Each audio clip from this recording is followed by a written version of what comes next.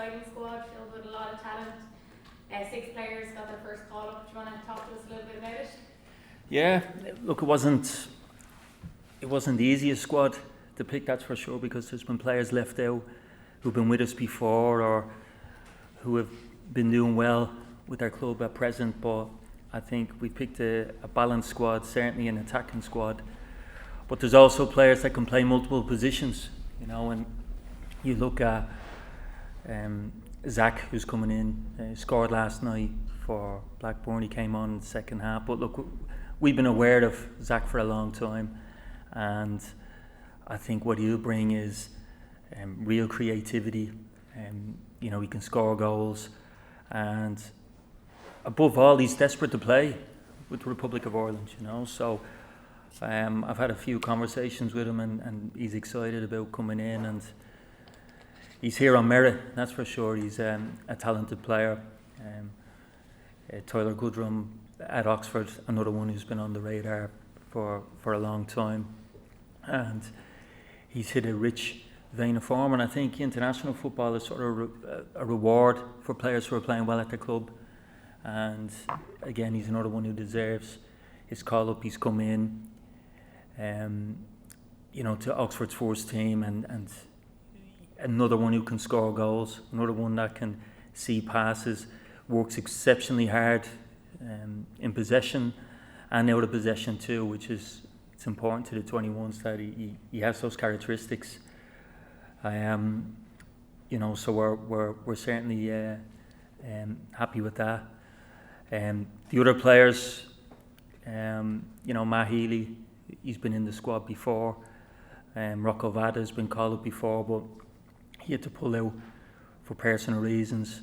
Owen Mason, who's with Wexford at the minute, he's on loan from Mansfield. He's made a brave move coming over here to the First Division, and he's been exceptional with Wexford. And again, another one who certainly deserves his call up. So look, it's an exciting squad, and one we're really looking forward to working with. And you said that it wasn't an easy squad to pick. I'm sure it never is. As a manager, is it tough to make those calls, especially with young players? Yeah, it is. And I had a couple of difficult conversations with players. The players who've been in the squad for most of the campaign last year that miss out on this particular window. But it's not the end. In the last campaign, we've had players who played in the playoff game against Israel that weren't considered at the first window. So a lot can happen, and sort of player development isn't linear. Players at that age in particular will show purple patches in terms of form, and they go through lulls, and it's important that through those sort of barren moments or stormy moments through their career that they learn from that. But they need help, they need support from their club.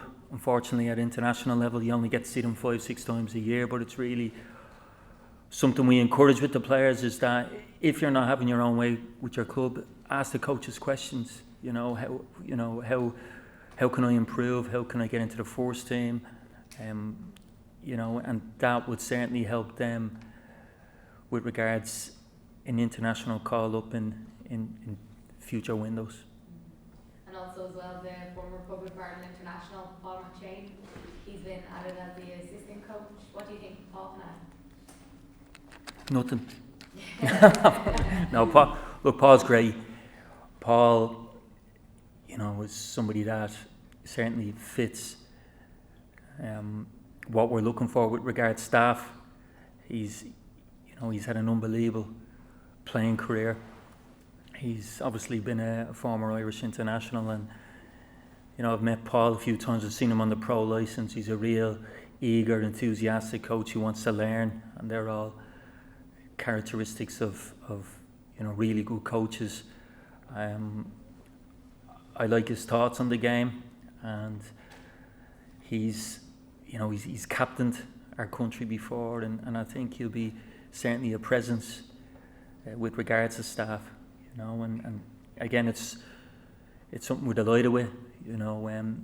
I've been over to Carrington to see him, and very impressed with the sessions he delivered on the grass.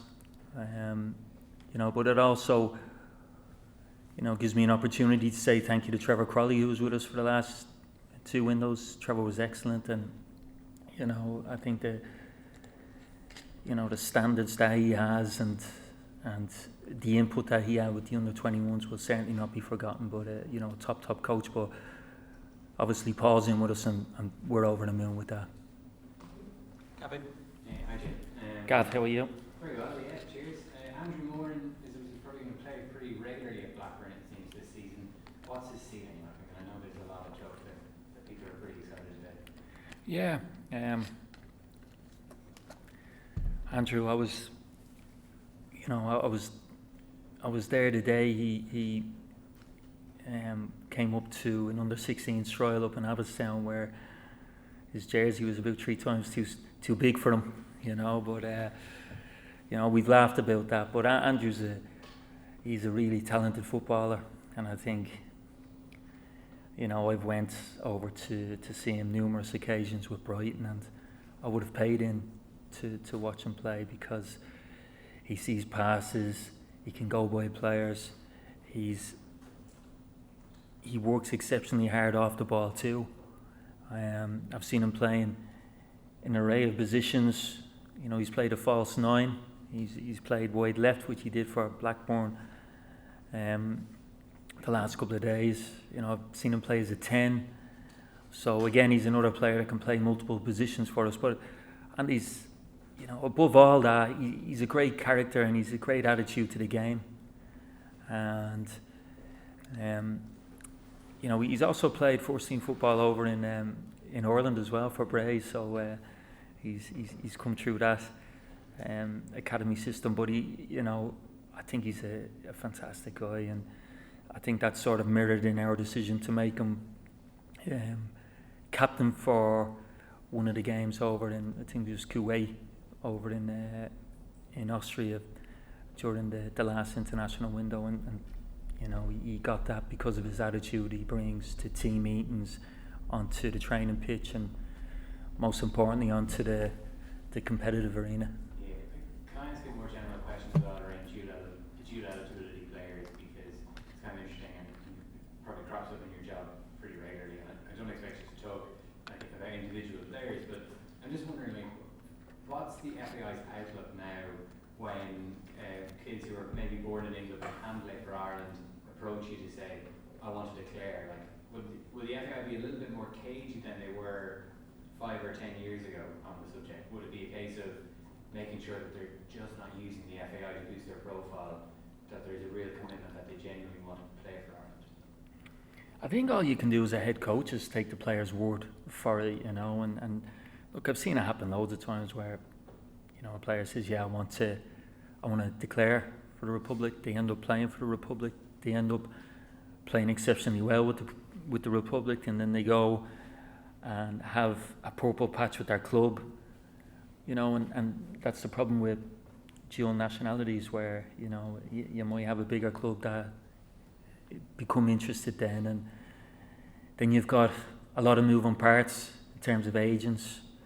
Sometimes the clubs can influence a player to go to a certain country, so there's nothing you can do about it except use possibly your instincts. And look, I've had, I'm certainly not going to name names, but I've had different cases of where you weigh things up and you just say that, this particular player is only using this as a platform for him to go somewhere else, so it's really up to the coach's instincts, whatever age group that is, 15, 16s or whatever, but that's totally up to the coach. And but you do have players that, on the other side of it, just want to put on that green jersey and nothing else interests them, and they have that dual nationality background, and they're obviously the ones that we want to keep hold of, but as long as they're good enough to play at that level.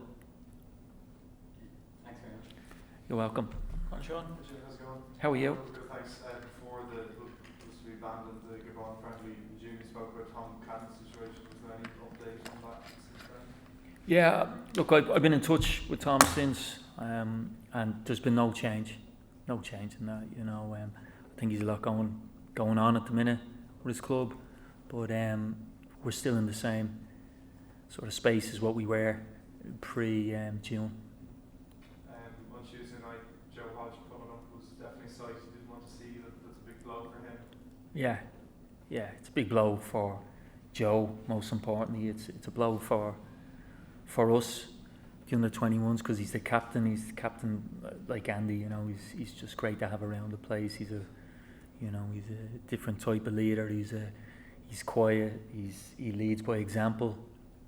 But you know, I just had a conversation with him on the way in, and look, he's not too bad now. He understands it's a grade 2 hamstring strain, so you know he's looking at about 3 or 4 weeks out on it. You know, but it was just you know, disappointing because it was his sort of first performance under the new manager there, Gary O'Neill, and I think he wants to prove how good he is. And I think, as I said to Joe, that he's come back from worse injuries than that and proved himself. So it's going to be nothing to him as long as he follows medical protocols and doesn't rush back too quick. You know, he'll be fine. But he's even said that, you know, is there any chance of him coming over to watch the games and be there, and something we'd be open to. But I think first and foremost, he needs to look after the hamstring. Just lastly, Joe is one of the few players who featured in the last campaign. How much do you think that will stand to them in this? Huge. This games? Enormous. You know, it's you know, Joe played in 2 of the biggest games for the 21s in the playoffs, and you know, he was put in for a reason, because we knew his character and his style of play would certainly help the 21s progress. But to deal with the pressure was no problem to him, and I think you've seen the way he's